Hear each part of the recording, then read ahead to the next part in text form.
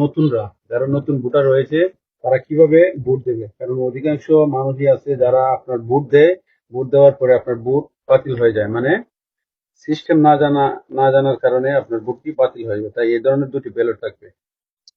আপনি এটার মধ্যে ধরেন আপনার এই পছন্দের একটি মার্কা ধরেন লাঙল, তখন আপনি এই লাঙল সিল দেওয়ার পর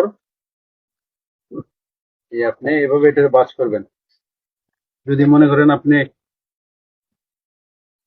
এই যে এভাবে বাদ করতেন তাহলে হবে না, কারণ আপনার শিলটা যদি আপনার বর্ডার ক্রস করে তাহলে কিন্তু আপনার এই বুটটা বাতিল হয়ে যাবে। সুতরাং আপনি এই যে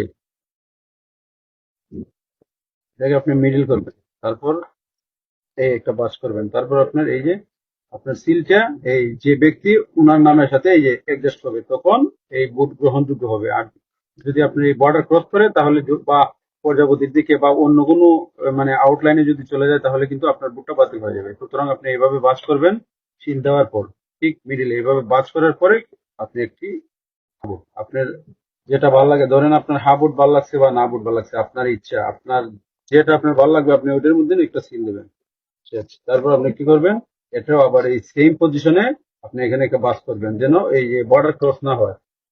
এভাবে একটি বাস দেবেন, তারপর দিয়ে আপনি আর একটু